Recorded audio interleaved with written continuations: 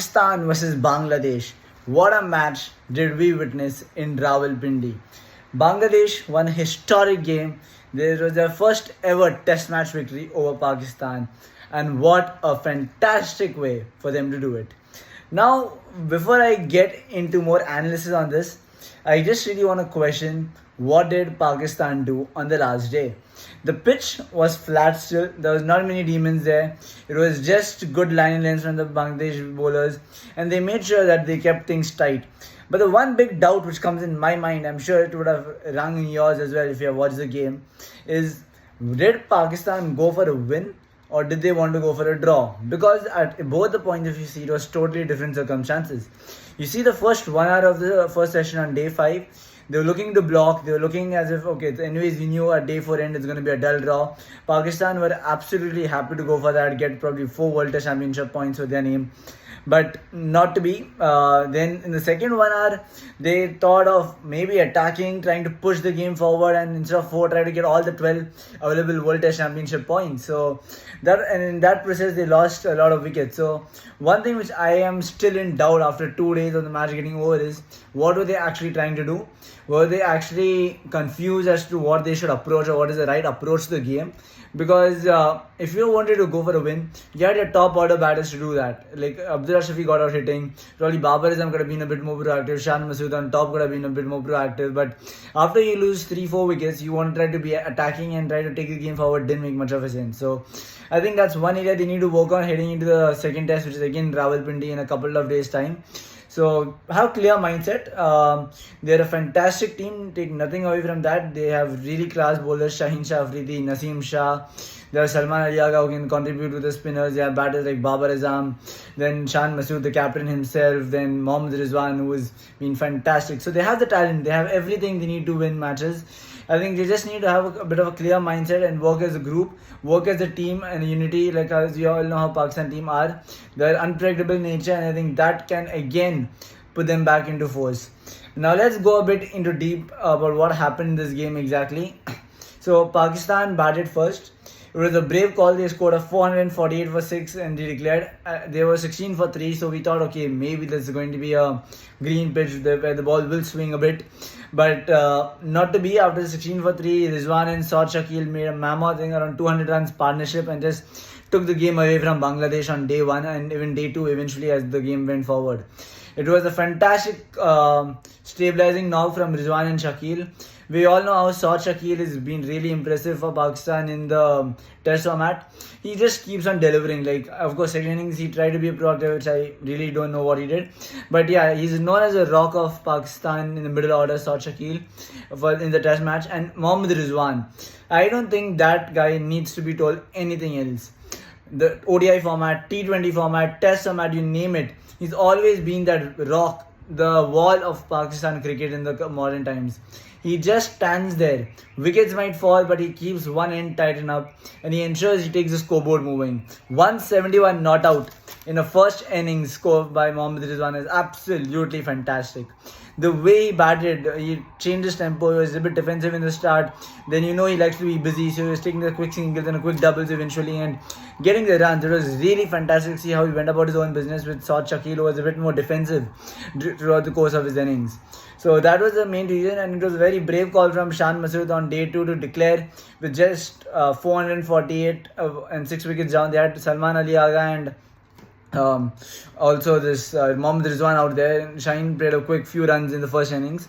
But of course, I think he thought the pitch might be a bit flat. He wanted to take the game forward, but should have waited for the magical 520 run mark. Probably play a bit more attacking, like 6-7 overs, reach to 500 and then give for a declaration. Because 448 could have been tricky. I think they believed in their bowlers to deliver on the pitch like that. And they just totally got outfoxed with how the pitch played on day 3 and day 4. Bangladesh took 565 runs, a very, very high score for them in Rawalpindi, and at that point there were doubts about at the end of day 4. As I said, Pakistan were heading into the game with 1 wicket down, so everyone thought it is sure shot a draw. But Bangladesh got 565 all out. There are 3 notable mentions which I have to name. Shadman Islam, who missed out his century by a very 7 runs margin, 93 he made, a fantastic knock from the opener. Mehdi Hasan Miraj down the order scored a beautiful 77. He gave a great partnership to Mushfiqur Rahim to ensure that no more hiccups for Bangladesh and they cut down and take the lead in the game. Now, the man of the moment. The man which I think the whole Bangladesh team would have been waiting for. The man whose cricketing journey has been outstanding. The man who is known as always reliable in the Bangladesh cricket fraternity. And that is Mushfiqur Rahim. The way he constructed that 191 runs. Unfortunately to miss out on a 200, very well deserved 200. But that man is the genius. He just knows how to bat. I've always had high praise for him, even though when he used to not get many hundreds or 50s during his green patch. His technique which he showed in any of the formats was really incredible. I think the way he went about his business is what impressed me a lot. He likes to be stuck in his own bubble. I've always told that about him. He likes to be in his own bubble. He doesn't get out of consciousness about whatever happens around him. So, terrific knock, Mushfiqur Rahim. Salute to you from my side over here. And that was absolutely fantastic to see. Now let's go into the second innings. Pakistan ended day 4 with 1 wicket down and trailing by a run of 63 runs. Now you enter day 5 morning. Day 5 morning, bright sunshine in Rawalpindi, expecting the pitch to play as it has been playing in the last 4 days, expecting Pakistan to play out the full day, maybe at the loss of 5-6 wickets max to max and ensure that both the teams end on a draw. But what happened after that? I was in tears and I was shocked. I don't know what were my expressions at that time when I was watching the game live, because 1 after 1 in the second half of the session we saw people just getting out. Saw Shakil coming down the pitch to a spinner, getting out. We saw Abdullah Shafiq throwing his wicket away. We saw Babar Azam unfortunately getting inside edge to get bowled. And I was like, at lunch, 6 down Pakistan and they're trailing by 5 runs. I was like, okay, this is something really serious which is happening out here. And the ball did turn, I won't lie to you there. Shakib Al Hasan and Mehdi Hasan did get the ball to grip and turn. There was uneven bounce, started to turn square as well.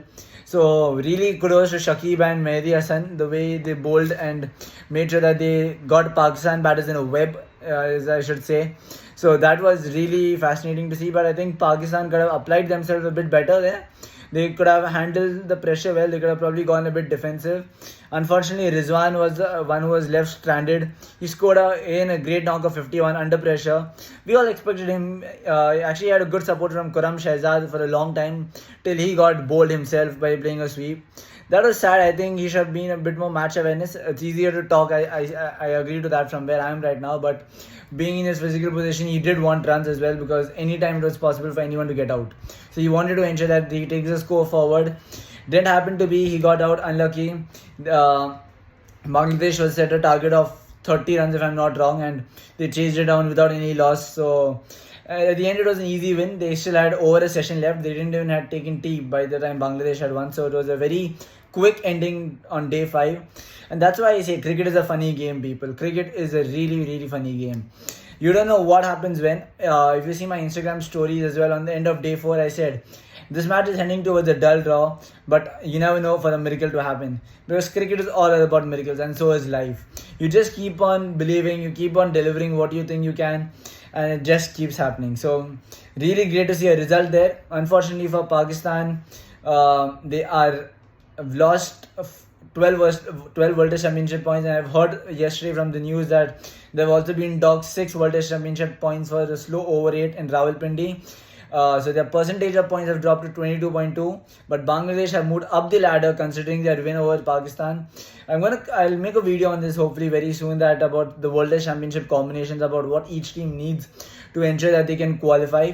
But overall, it's a very tough road ahead for Pakistan. They need to really buckle up, come back good in Rawalpindi day after, and hopefully they put a better performance. I, as a cricket fan, would love to see them doing well.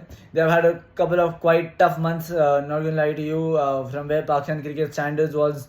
They lost to USA, they got knocked out in the World Cup very early on in the Super 8 stage. They lost to Bangladesh over here. So it's not been an easy journey. There have been ups and downs, and I think that has to be worked on. But take nothing away from Bangladesh. Whatever is happening at home in their own country is really sad to see, and I think what they did here is just give some smile to everyone back home. And I'm really happy for what Shanto, the captain, Mushfiqur Rahim did. He gave his prize money to people who are affected by floods in Bangladesh. So that is what sports teaches you. It's all about humanity. It's all about care and compassion. And overall, we had a great test match. So thank you everyone. This is another episode of which I had started a new talk, the test series episodes. As I said, a lot of test matches are coming. So this is the next episode which I put out for Pakistan versus Bangladesh. So thank you guys. Take care. We have a lot more cricket action coming up, and I'll catch you all very, very soon. See you guys. Thank you. Thank you everyone, and keep enjoying the sports world. Thank you.